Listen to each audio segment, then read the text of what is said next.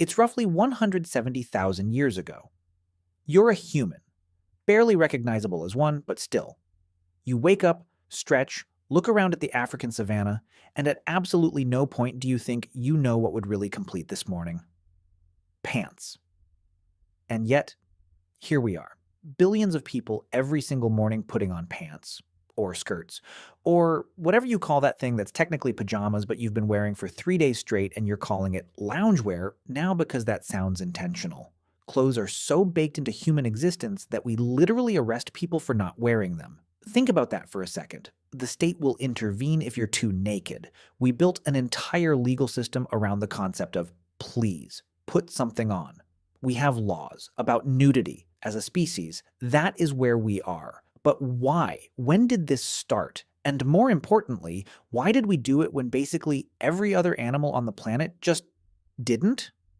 Dogs don't wear clothes. Wolves don't wear clothes. The elephant, which is objectively smarter than most people you went to high school with, has never once thought, I need a jacket for this. The short answer is, we have no idea exactly when it happened. The long answer is way more interesting and slightly weird, and it involves lice, which, spoiler, is not as gross as it sounds. Actually, it is. It's exactly as gross as it sounds. But stick with it, because the lice thing is genuinely one of the most bizarre and fascinating pieces of evolutionary detective work in all of science.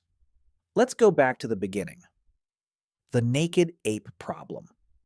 Here's something nobody talks about enough. Humans are basically the only large mammals on Earth that are nearly hairless.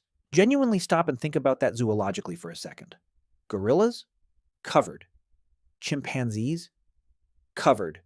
Bears, lions, wolves, horses, elephants, hippos, all of them across wildly different environments and climates are walking around in full coats.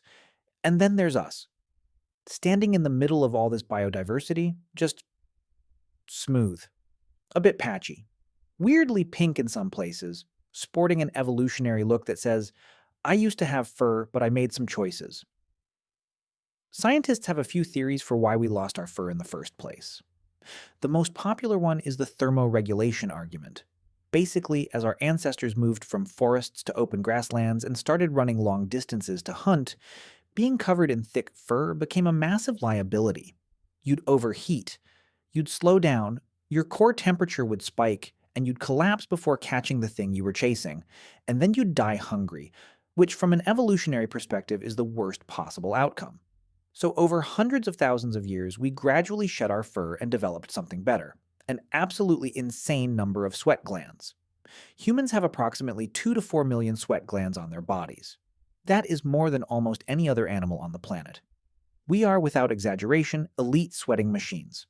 Professional grade, world-class moisture emitters. If there were Olympics for sweating, we would dominate every category. This is great in the summer. It is considerably less great when it's 40 below zero and you're trying to survive in Central Asia with nothing but your wits and a rock. And that's where clothes come in, eventually. Warmth was probably not the first reason. Probably. Here's the conventional story. Humans moved out of Africa, hit colder climates, got cold, wrapped themselves in animal skins, and that's that. Simple, clean, logical. A 5-year-old could figure it out. Except the timeline doesn't quite work, and once you notice that, the whole tidy narrative starts to unravel. Genetic evidence, which we'll get to in about 30 seconds, suggests that humans started wearing clothes somewhere around 100,000 to 170,000 years ago. The problem is that modern humans didn't really start migrating out of Africa in significant numbers until around 70,000 years ago. So if clothes were purely a response to cold weather, why are they appearing tens of thousands of years before humans actually went anywhere cold? Something else must have been going on earlier. Something social. Something that has more to do with who we are as a species than with the temperature outside. But before we get into that, we need to talk about the most unlikely piece of evidence in the entire clothing origin story. And yes, it's the lice. We're doing the lice now. The louse that changed everything. Researchers at the University of Florida were doing what geneticists do, which apparently involves staring at very small things for extremely long periods of time and occasionally having a breakthrough that changes everything. And they decided to map the evolutionary history of human lice. Now, here's the crucial piece of biology you need to understand. Humans have two main types of lice: head lice and body lice. Head lice live in your hair. Body lice live specifically in clothing, in the seams, in the folds, in the fabric. They are two genetically distinct populations, and body lice evolved from head lice at some specific moment in history. Here's why that matters enormously. Body lice can only survive if there are clothes to live in. They cannot survive on bare human skin. They need fabric. They need the warmth and shelter that clothing provides. So the moment body lice genetically diverged from head lice, the moment that evolutionary split happened, is essentially the moment humans started wearing clothes consistently enough to create a new ecological niche for a parasite. When researchers ran the numbers, they found that body lice diverged from head lice somewhere between 83,000 and 170,000 years ago. Let that sit for a moment. A parasitic insect, one of the most universally hated creatures in human history, the thing that causes mass panic in elementary schools and ruins camping trips, accidentally preserved the earliest evidence of human fashion. The lice know when we got dressed before we do. They were there. They adapted. They moved in. That is either beautiful or deeply, deeply horrifying. Possibly both simultaneously. Probably both. So, what were clothes actually for first? Okay, so we've established that clothing predates the migration out of Africa by a significant margin, which means warmth cannot be the original driver. So, what was? Theory number one: basic physical protection. Not from cold, but from sun, insects, sharp vegetation, and general abrasion. If you're spending your days walking through tall grass and thorny scrubland, tracking animals across rocky terrain, a basic wrap or loincloth made from animal hide creates a meaningful barrier between your skin and things that want to scratch, bite, or burn it. It's not glamorous, it's not philosophically interesting, but it probably kept early humans significantly more comfortable and reduced infections from small cuts and wounds. Sometimes the boring answer is the right one. Theory number two is where it gets genuinely interesting: social signaling. Humans are, at our core, profoundly social animals. We are obsessed with hierarchy in a way that goes bone deep. We are constantly, compulsively communicating who we are, what group we belong to, what status we hold, whether you should be scared of us, or attracted to us, or deferential to us. We do this with our posture, our facial expressions, our voices, our hairstyles, our tattoos, and quite possibly from very early on, with what we drape over our bodies. There's evidence that our ancestors were using pigments like ochre for body decoration as far back as 200,000 years ago. That's before the lice evidence for clothing, so the impulse to decorate the body to signal something visually about yourself to the group, that may actually be older than clothing itself. We were painting ourselves before we were dressing ourselves. The jump from decorating your skin to wearing a particular kind of hide in a particular way isn't a large cognitive leap, and once the hide is on, you start thinking about which hide, and how it's worn, and what that communicates. Is this the hide of something powerful? Did I kill it myself? Does wearing it say something about me? Welcome to the very first fashion industry. Population: a small band of Homo sapiens on the African savanna, arguing about who gets to wear the leopard skin. Needles, awls, and the invention of tailoring. For most of early human history, clothing probably looked rough. A skin draped over the shoulders, held in place with a cord made of twisted sinew, maybe crudely cut along the edges with a stone flake. Functional, ungainly. The prehistoric equivalent of wearing a bin bag. Gets the job done, but nobody's winning any awards. But then, around 50,000 years ago, something changes in the archaeological record. Researchers start finding bone needles, not just pointed tools for punching holes, actual needles with tiny eyes bored through them, clearly designed for threading sinew or fiber and stitching material together with precision. Fitted clothing, sewn seams, garments shaped to the body rather than just thrown over it. The oldest confirmed needle with a proper eye was found in Denisova Cave in Siberia, and dates back approximately 50,000 years. It was made from the hollow bone of a bird, shaped and polished to a fineness that is genuinely extraordinary. This object represents a cognitive leap that is difficult to overstate. Someone looked at a sliver of bone, envisioned a tool that didn't yet exist, figured out how to bore a clean hole through the narrow end without splitting it, and used the finished product to join two pieces of material with a controlled, repeatable stitch. That is not survival instinct. That is engineering. That is design thinking. That is someone solving a problem through imagination and craft rather than brute force. And that needle matters more than almost any other object from that period. Because you can live without pottery, you can live without cave paintings. In Siberia, 50,000 years ago, in the depths of a glacial winter, without properly fitted clothing that seals heat against the body? You absolutely cannot. The Neanderthals were doing it. 2. Here's something that often gets dropped from the clothing origin story, mostly because it complicates the neat modern humans invented everything narrative. Neanderthals were also making and wearing clothes, and they were doing it well before they ever encountered us. We've found substantial evidence of Neanderthals systematically processing animal hides, scraping bones in patterns consistent with hide preparation, using specific stone tools that were clearly designed for working leather, and managing carcasses in ways that suggest they were after the skin as much as the meat. There's also genetic and anatomical evidence suggesting Neanderthals had physiological adaptations to cold climates, stockier bodies, shorter limbs, different fat distribution, which tells us they were dealing with serious cold for a very long time. Clothes would have been essential, not optional. And then there are the Denisovans, the mysterious third human lineage we only discovered in 2010 from a single finger bone found in that same Siberian cave. In the same archaeological layers as the needle, researchers found pierced and polished ornaments that suggest symbolic thinking, decoration, and possibly garment embellishment. A people we barely know existed were already thinking about what they were wearing and how it looked. So the impulse to clothe the body wasn't exclusive to our lineage. Multiple human species in different environments arrived at similar solutions through overlapping reasoning, which raises a genuinely unsettling question. Is clothing a human thing, or is it a smart bipedal primate living in a harsh environment thing? Is it inevitable? Would any sufficiently intelligent creature, cold enough and social enough, eventually figure out that wrapping yourself in something is just obviously correct? We don't know.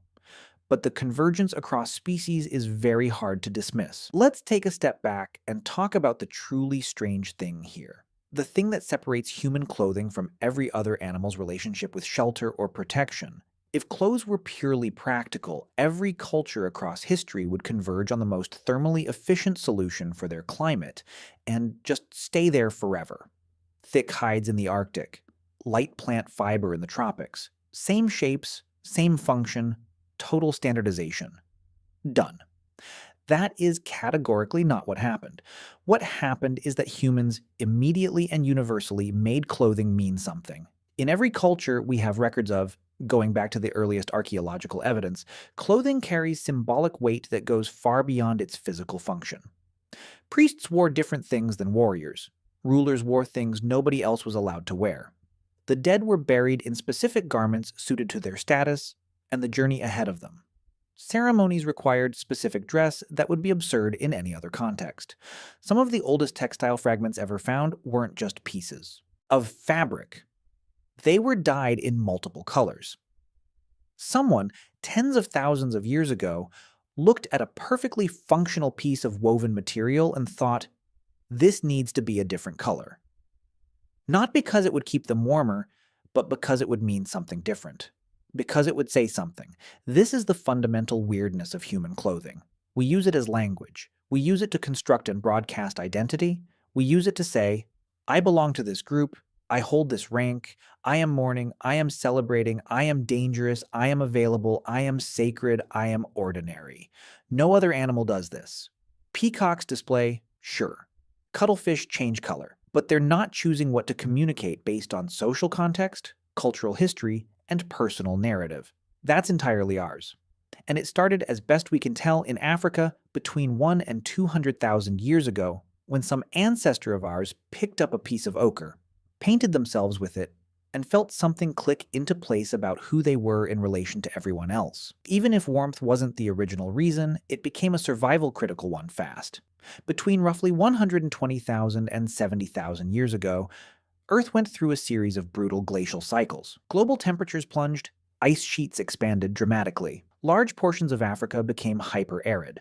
Lakes dried up. Food sources collapsed. The human population may have crashed to somewhere between 10 and 30,000 individuals at its lowest point. We nearly went extinct. We came astonishingly close to just not existing anymore, as a species, before we'd even gotten properly started. For the survivors, and especially for the groups that eventually pushed north into Europe and east into Central Asia over the following millennia, clothing was no longer a social signal or a practical comfort. It was the thin line between life and death, quite literally. The groups that had already developed sophisticated clothing technology, fitted, layered, stitched, sealed at the extremities, had a survival advantage so significant it's hard to overstate. A properly constructed garment traps warm air against the body. It protects the wrists and neck, the places where blood runs close to the surface and heat escapes fastest. It allows a human body to survive temperatures that would kill an unclothed person in hours. Those with the needle, the thread, the knowledge of how to prepare hide and layer materials, they made it through. They had children. Those children learned the same skills, and those skills carried forward across generations are part of the reason modern humans made it to every continent on Earth. We didn't just evolve bodies suited for the world, we built a second skin and carried it everywhere we went. There's a transition in the clothing story that often gets glossed over, because it doesn't have a single dramatic moment attached to it. The shift from animal hides to woven plant fibers. Animal hides are warm, durable, and water-resistant. They're also heavy, stiff, difficult to clean, and you need to kill something to get them, which is a logistical constraint. At some point, humans started working with plant fibers, spinning them into thread, twisting them into cord, eventually weaving them into fabric. The oldest known twisted plant fiber was found in a cave in the Republic of Georgia, the country, not the state, and dates to roughly 30,000 years ago. Crucially, those fibers were dyed in multiple colors, already decorative, already intentional, already communicating something beyond simple function. By the time of the Neolithic agricultural revolution, roughly 10,000 BCE onwards, textile production had become a core technology of human civilization. Flax cultivation for linen, wool from domesticated sheep. Eventually, cotton, silk, and the extraordinary variety of fibers that different cultures developed independently across the world. And with textiles came something genuinely revolutionary: the wardrobe, clothing that could be specialized for different purposes. A heavy cloak for winter, a light wrap for summer, specific garments for ritual, for work, for status, for mourning. Clothing as a system of expression rather than a single object of survival. The textile industry, long before the Industrial Revolution made it mechanical, was one of the most significant economic and cultural forces in the ancient world. Entire trade routes were built on it. Empires were financed by it. Wars were fought over access to the raw materials for it. Silk alone reshaped the political geography of half the world. All of this from a cold, naked primate with clever hands and a piece of bone. So why did ancient humans start wearing clothes? The honest answer is, for all the reasons, in overlapping waves, driven by biology and culture and climate and social complexity all at once. It probably started with practical protection, something between the skin and the thorns and the sun and the biting things. It evolved almost immediately into social signaling, a way of saying something about who you are in a world full of other people making constant judgments about you. It became a survival technology when the climate turned hostile and the migrations began. And it became an art form, an industry, a language, and an identity as human culture grew more complex. The remarkable thing isn't that we started wearing clothes. Given who we are, social, symbolic, status-obsessed, freezing half the time, it was probably inevitable. You are doing that right now. Whatever you're wearing, you made choices, conscious and unconscious ones, about what to put on your body today. And those choices reflect something about who you are, how you feel, what group you belong to, what image of yourself you're presenting to the world. You are doing exactly what that person on the African savannah was doing, wrapped in ochre-stained hide, figuring out how to signal something about themselves to the people standing around the same fire. 150,000 years of human history, and what connects you to them, directly, without interruption, is the simple fact that you got dressed this morning. That's not a small thing. That's the whole thing. We get cold, we get creative, we get dressed, and then we spend the rest of our lives complaining that we have nothing to wear. Some things, genuinely, never change. And what about you? Would you go back in time and live completely naked? Let me know in the comments. Until then, see you soon.